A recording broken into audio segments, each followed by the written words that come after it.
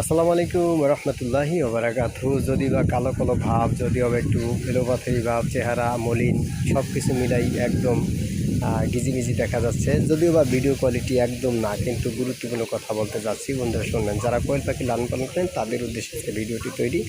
আমার অবস্থা যে হালাতে থাক না কেন, আমি অলরাউন্ডার হওয়ার চেষ্টা করতেছি আর আপনাদেরকে বানানোর চেষ্টা করতেছি। কারণ এই পৃথিবীতে বেঁচে থাকতে হলে আপনার অলরাউন্ডার ছাড়া কোনো কিছু হয় না। তো বন্ধুরা, শিরোনামটি আমি এখন ব্যক্ত করছি, সেটা হলো যে কোয়েল পাখি যদি আপনি গরম ভিতরে লালন পালন করতে চান, তাহলে আপনাকে কিছু কিছু প্রয়োজনীয় জিনিস রয়েছে।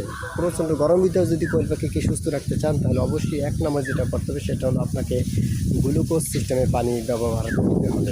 যদি গ্লুকোজ না খাইতে পারেন, তাহলে অবশ্যই লেবু, ঘরোয়া পরিবেশে লেবু ক্রয় করবেন এবং লবণ থাকতে হবে, পানি থাকতে হবে। তিনটা মিশ্রণ করে দেখে খাবেন, ইনশাল্লাহ দেখবেন কোয়েল পাখি প্রচণ্ড গরম হলেও ভালো থাকবে, সুস্থ থাকবে। তারপরে যেটা আমি বলবো সেটা হলো কি, আপনার খাঁচা পরিষ্কার, বাধ্যতামূলক, দুর্গন্ধ যেন কোনোভাবে না আসে, নিয়মিতভাবে পরিষ্কার পরিচ্ছন্ন রাখবেন। হৃষ্টপুষ্ট কোয়েল পাখি থাকবে, ইনশাল্লাহ সমস্যা কোনো কারণ হবে না। তারপরে যে পর্বটা নিয়ে আসছি বন্ধু, বিশেষ করে ফ্যান্টের প্রয়োজন। ফ্যান্ট ব্যবহার করবেন।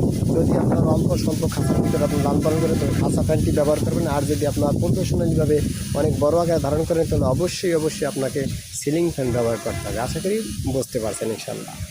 ভিডিওটি ভালো লাগলে লাইক, কমেন্ট, শেয়ার, সাবস্ক্রাইব করে সাথে থাকবেন।